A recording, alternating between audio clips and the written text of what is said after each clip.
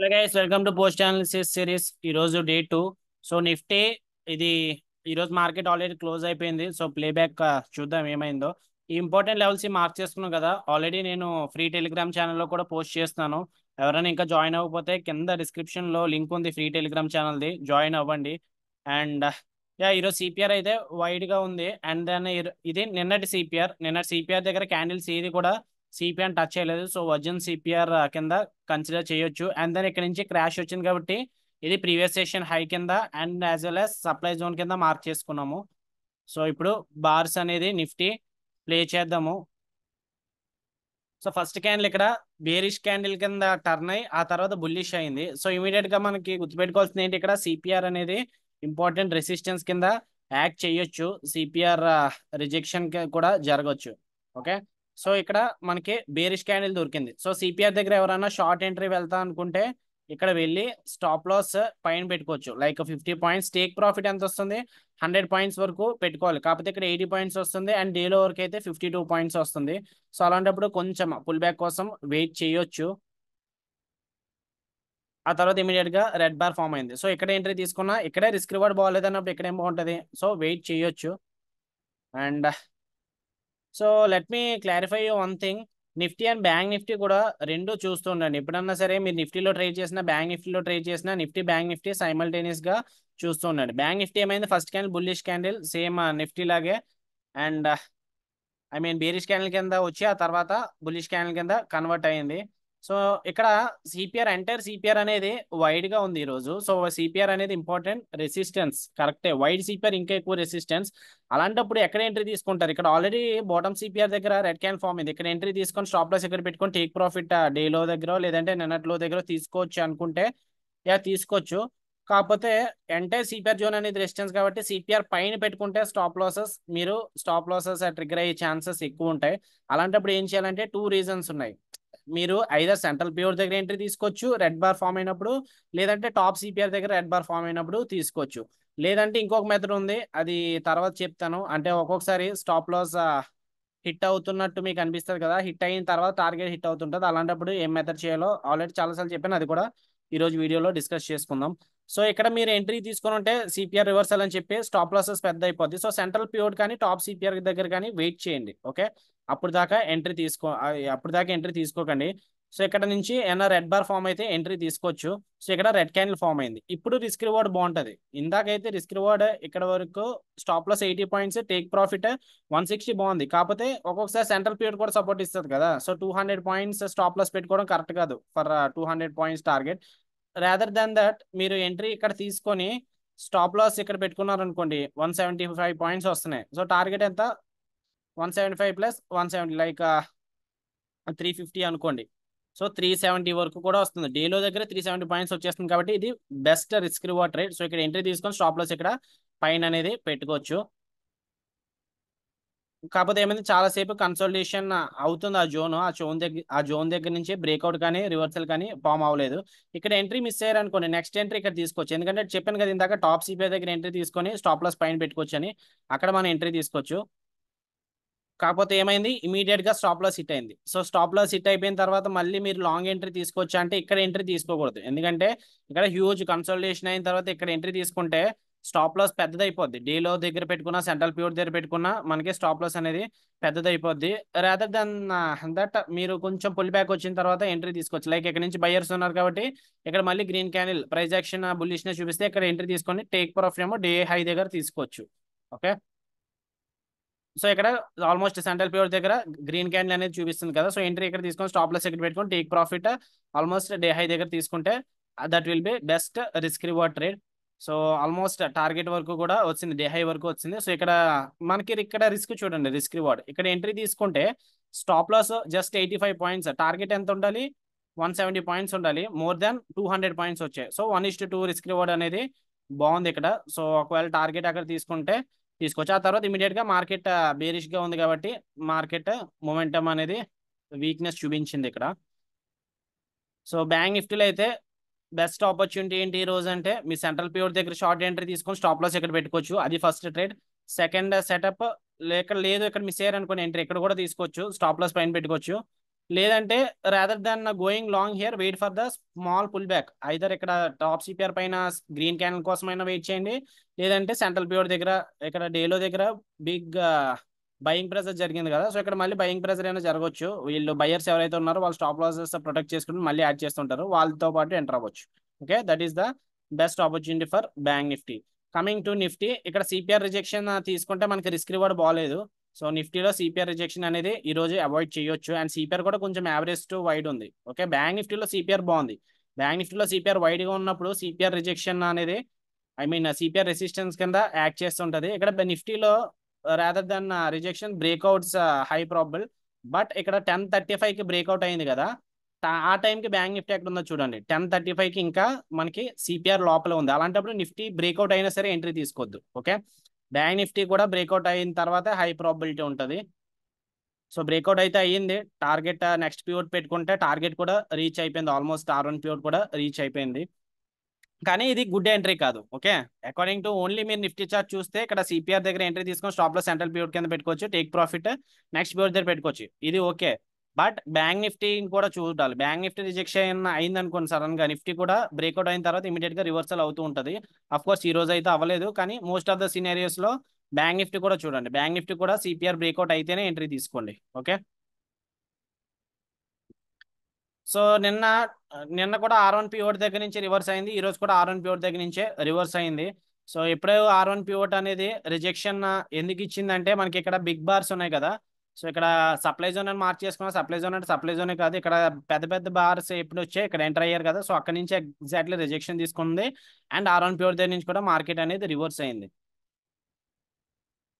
So మీరు ఇక్కడ CPR breakout, ఇందాక సిపిఆర్ అయితే బ్రేక్అవుట్ అవ్వలేదు కానీ ఇప్పుడు అయింది కదా, సో 1:30 ఆ టైంకి బ్యాంక్ నిఫ్టీ చూడండి. 1:30 ఆ టైం బ్యాంక్ నిఫ్టీ ఎక్కడ ఉంది, సపోర్ట్ దగ్గర ఉంది, సిపిఆర్ సపోర్ట్ దగ్గర ఉంది. ఆల్రెడీ సిపిఆర్ అనేది బ్రేక్అవుట్ అయిపోయింది కాబట్టి ఇప్పుడు ఎంట్రీ తీసుకోవచ్చు. లైక్ నిఫ్టీలో ఇక్కడ సిపిఆర్ బ్రేక్అవుట్ ఇక్కడ తీసుకోవడం కంటే మళ్ళీ పుల్ బ్యాక్ రిట్రేస్మెంట్ దగ్గర ఎంట్రీ తీసుకోవచ్చు. సో ఎంట్రీ ఇక్కడ స్టాప్ లాస్ మళ్ళీ సెంట్రల్ పివట్ పెట్టుకుంటే టేక్ ప్రాఫిట్ డే హై దగ్గర కానీ నెక్స్ట్ పివట్ దగ్గర కానీ తీసుకోవచ్చు.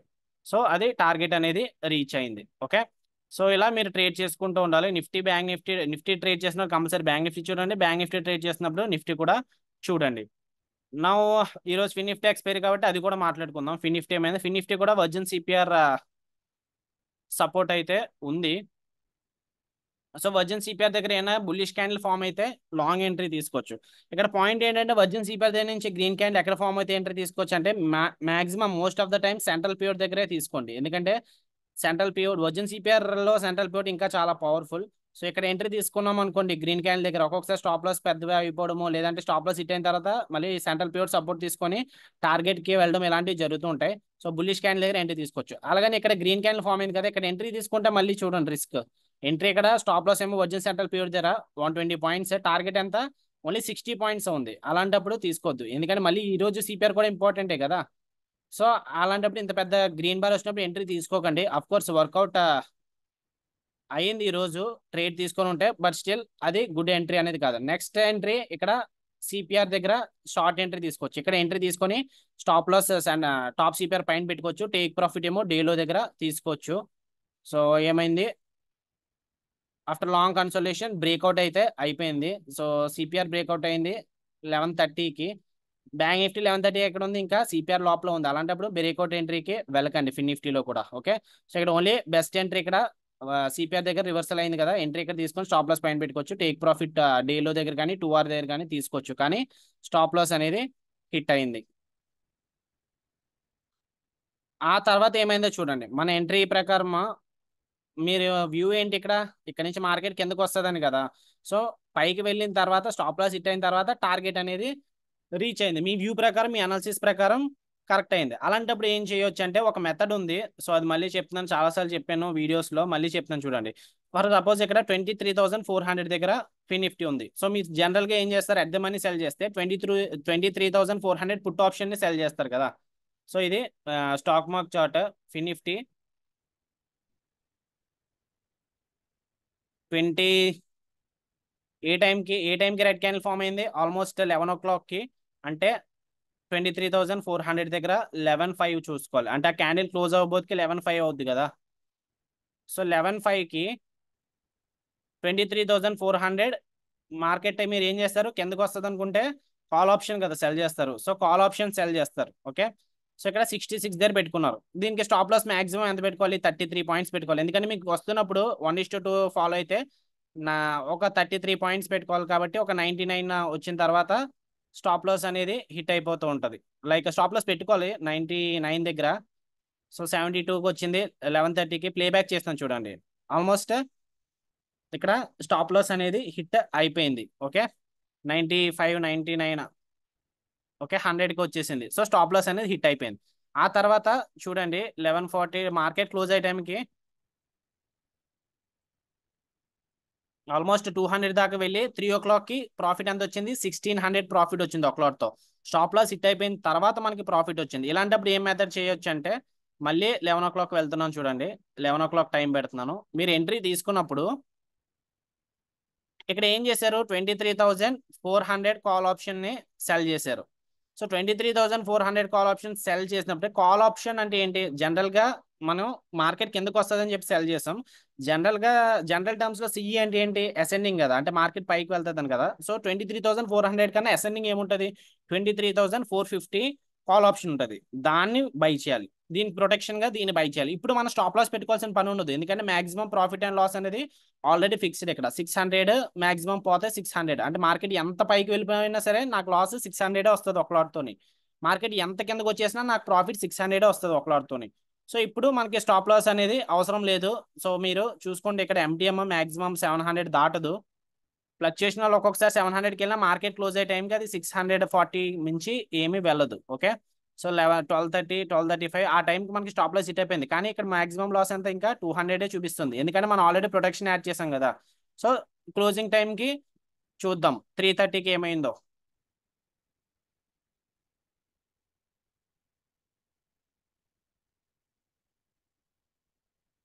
3 o'clockకి ప్రాఫిట్ వచ్చింది, 315, 320, 325, 329. సో రెండు జీరో అయిపోయాయి. సో ప్రాఫిట్ ఎంత వచ్చింది, 607 రూపీస్ ప్రాఫిట్ వచ్చింది ఒక లాట్ తోని.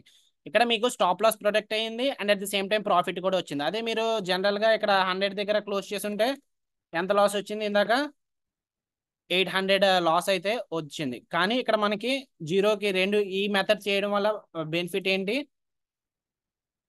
800 లాస్ రాకపోగా 600 వచ్చింది. అంటే టోటల్ 6 + 8 ఎంత, ఆల్మోస్ట్ 1400 మనం సేవ్ అయినట్టు మన క్యాపిటల్ నుంచి. 1400 ప్రాఫిట్ రాలేదు, కానీ 1400 లూజ్ అవడం కంటే 1400 మన క్యాపిటల్ లోకి యాడ్ అయినట్టు. ఓకే, ఈ మెథడ్ కూడా చేసుకోవచ్చు, కాకపోతే దీనికి రిస్క్ రివార్డ్ కరెక్ట్ గా ఉండదు.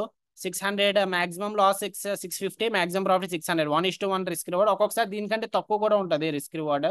సో అందుకని చెప్పి జనరల్ గా ఎవరు కానీ స్ప్రెడ్స్ కి వెళ్ళరు. కాకపోతే ఈ మెథడ్ జనరల్ గా మనకి క్యాపిటల్ తక్కువ ఉన్న వాళ్ళు కూడా చేసుకోవచ్చు, ఎందుకంటే ఆప్షన్ సెల్లింగ్ ఒక లాట్ సెల్ చేయాలంటే మీకు ఎక్కువ క్యాపిటల్ కావాలి. ఇక్కడ 13,500 తోనే అయిపోద్ది. ఫస్ట్ బయింగ్ చేసి ఆ తర్వాత సెల్లింగ్ చేసుకుంటే మీకు 13,500 మీ క్యాపిటల్ ఉంటే సరిపోద్ది. 600 ప్రాఫిట్ అనేది మీకు వస్తుంది అనమాట. ఓకే, సో కానీ నేను జనరల్ గా నార్మల్ గా డే ట్రేడింగ్ టర్మ్స్ లో నేనైతే స్ప్రెడ్స్ అయితే చూస్ చేసుకోను, ఎందుకంటే నేను రిస్క్ రివార్డ్ ట్రేడ్ అని మాక్సిమం పోతే పోనివ్వండి, రిస్క్ 1% రివార్డ్ వచ్చినప్పుడు 2% కోసం వెయిట్ చేస్తాను. Okay, rather than that I will wait for stop loss. లేదు మీరు క్యాపిటల్ తక్కువ ఉంది అనుకుంటే ఈ మెథడ్ చేసుకోవచ్చు. లేదు నాకు వేరే పని ఉంది, నేను డైలీ ఒక ట్రేడే తీసుకోగలను అనుకున్నప్పుడు మార్కెట్ ని ప్రతిసారి చూడాల్సిన పని కూడా ఉండదు దీనికి, ఎందుకంటే స్టాప్ లాస్ అనేది అవసరం లేదు. 3:30 తర్వాత మీకు రిజల్ట్ తెలుస్తుంది. సో మార్కెట్ ఈ మధ్య ఫ్రీక్వెంట్ గా వాలటైల్ గా ఉంటుంది కాబట్టి ఈ మెథడ్ చేసుకుంటే మీకు చూడండి ఈ రోజు ప్రాఫిట్ అనేది వచ్చింది ఆ మెథడ్. ఓకే, స్టాప్ లాస్ ఇక్కడ స్ట్రాటజీ ఫెయిల్ అయినా సరే మన స్ప్రెడ్స్ తీసుకోవడం వల్ల మనకి అడ్వాంటేజ్ అనేది ఉంది. ఓకే, సో ఏమన్నా డౌట్స్ ఉంటే నా కామెంట్ సెషన్ లో పెట్టండి, లేదంటే నా వాట్సాప్ నంబర్ కింద డిస్క్రిప్షన్ లో ఇస్తాను, వాట్సాప్ నంబర్. సో నాకు మెసేజ్ చేయొచ్చు మీకు ఏమైనా డౌట్స్ ఉంటాయి ఈ రోజు టాపిక్ గురించి. And day trading course join అవ్వాలనుకుంటే డే ట్రేడింగ్ కోర్స్ జాయిన్ అవ్వచ్చు. Risk management, position sizing, trading psychology, strategies starting నుంచి ఎండింగ్ వరకు మొత్తం కూడా 10 అవర్స్ కోర్స్ ఉంటుంది. సో ఇంట్రెస్ట్ ఉన్న వాళ్ళు డే ట్రేడింగ్ కోర్స్ జాయిన్ అవ్వచ్చు. ఓకే గైస్, సో ఈ వీడియో ఎలా అనిపించిందో కింద నా కామెంట్ సెషన్ లో చెప్పండి. అండ్ దెన్ వీడియో అనాలిసిస్ నచ్చితే కంటిన్యూ చేయడానికి చిన్న మోటివేషన్ అయితే కావాలి. సో ఎవరైతే ఛానల్ని సబ్స్క్రైబ్ చేసుకోలేదో ఛానల్ని సబ్స్క్రైబ్ చేసుకోండి and then give the like button.